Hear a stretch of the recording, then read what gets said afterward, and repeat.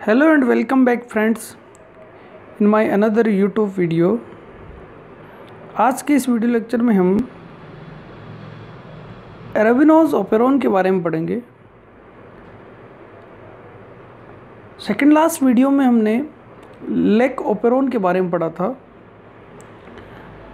Operon के बारे में मैंने बताया था कि ओपेरॉन एक जीनों की ऐसी यूनिट्स हैं, या operon is a unit of several genes that are expressed as a unit. कुछ जीनों के ऐसे ग्रुप्स होते हैं जो एक पर्टिकुलर रिएक्शन से रिलेटेड होते हैं, जो एक साथ एक्सप्रेस होते हैं, उन्हें हम ओपेरॉन कहते हैं। ओपेरॉन के दो टाइप बताए थे मैंने, एक कंपोज्ड ओपेरॉन होता है, एक डिवाइडेड ओपेरॉन होता है। कंपोज्ड ओपेरॉन के अंदर सभी जो ओपेरॉन से रिलेटेड जीन्स होते हैं वह डीएनए पर एक ही पोजीशन पर लोकेटेड होते हैं, जबकि डिवाइडेड ओपेरॉन के जो जीन्स होते हैं वो डीएनए पर स्कैटर्ड रहते हैं या अलग अलग जगहों पर रहते हैं। एग्जाम्पल में कंपोज्ड ओपेरॉन का एक ही एग्जाम्पल आता है, वह आता है लेक ओपेरॉन, जो अपने लास्ट वीडियो में हमने पढ़ लिया है। अब आता है डिवाइडेड ओपेरॉन के एग्जाम्पल्स। डिवाइडेड ओपेरॉन में 3 ओपेरॉन आते हैं, जैसे फर्स्ट हिस्टिडीन ओपेरॉन आता है, ट्रिप्टोफैन ओपेरॉन आता है और अरेबिनोज ओपेरॉन आता है। तो अरेबिनोज एक डाइसेकेराइड है, इसके डाइजेशन से रिलेटेड ये ओपेरॉन है। यह ओपेरॉन सेम लेक ओपेरॉन की तरह ही होता है, इसलिए हम पहले अरेबिनोज ओपेरॉन के बारे में पढ़ते हैं। अरेबिनोज ओपेरॉन को हम ओबेड ओपेरॉन भी कहते हैं, OBAD ओपेरॉन भी कहते हैं। यहाँ इसका मतलब होता है कि यहाँ बैक्टीरिया के नाम लिखे हुए इकोलाई या साल्मोनेला टाइफीम्यूरियम। इन बैक्टीरिया के अंदर जब इनके मीडियम के अंदर अरेबिनोज शुगर आती हैं या अवेलेबल होती हैं, तब इनके अंदर कौन से जीन एक्सप्रेस होकर उस शुगर का डाइजेशन करते हैं। तो अरेबिनोज शुगर के डाइजेशन से रिलेटेड जो जीन्स होते हैं उन्हें हम अरेबिनोज ओपेरॉन कहते हैं। लेक ओपेरॉन में लैक्टोज शुगर के डाइजेशन से रिलेटेड जीन्स थे, और यहाँ पर अरेबिनोज शुगर के डाइजेशन से रिलेटेड जीन्स होंगे। सबसे पहले इस ओपेरॉन की स्ट्रक्चर पढ़ते हैं। स्ट्रक्चर के अंदर सेम लेक ओपेरॉन की तरह ही इसके अंदर एक रेगुलेटरी जीन होता है, एक ऑपरेटर जीन होता है, एक प्रोमोटर जीन होता है जिसे हम यहाँ पर इनिशिएटर जीन कहते हैं, और ZYA जो लेक ओपेरॉन में स्ट्रक्चरल जीन थे, उसी तरह से इनके अंदर भी B, A और D प्रकार के स्ट्रक्चरल जीन्स होते हैं। तो यहाँ 4 टाइप के जीन्स होते हैं। इसको हम पीछे से आगे की ओर पढ़ते हैं, DABIOC।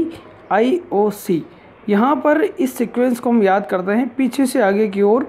यहाँ पर राजस्थान के अंदर उदयपुर में एयरपोर्ट का नाम होता है डबोक, उस नाम से हम इस सीक्वेंस को याद कर सकते हैं पीछे से आगे की ओर, DABIOC। तो O आपको पता चलेगा कि O ऑपरेटर जीन है, उससे आगे वाला रेगुलेटरी होगा, और उससे पहले वाला इनिशिएटर या प्रोमोटर जीन होगा।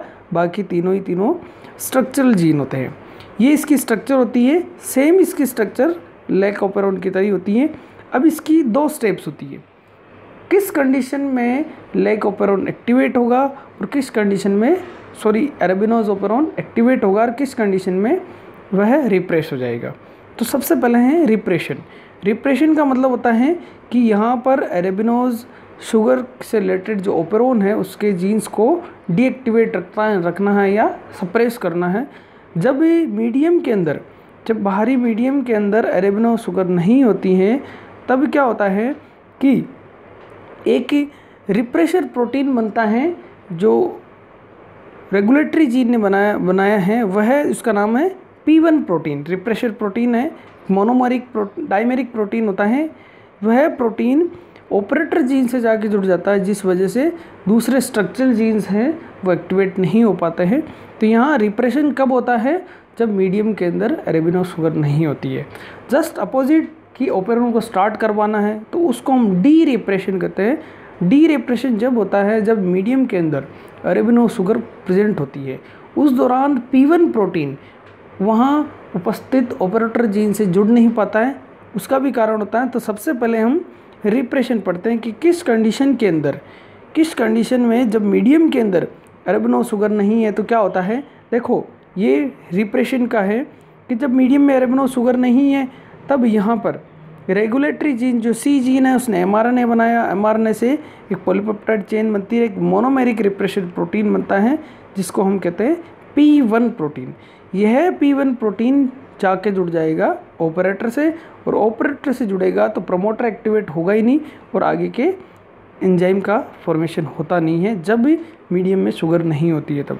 लेकिन जब मीडियम में शुगर अवेलेबल हो जाती है तब उसको अंदर लेकर उसका डाइजेशन किया जाता है। तो डाइजेशन के लिए कौन सी स्टेप चलेगी ये देखिए।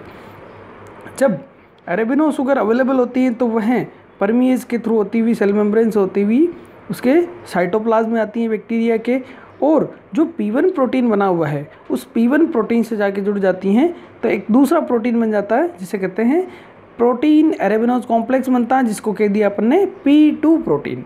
यह P2 प्रोटीन अब ऑपरेटर से जुड़ नहीं सकेगा, ये जाके जुड़ेगा प्रमोटर जो इनिशिएटर जीन है उससे।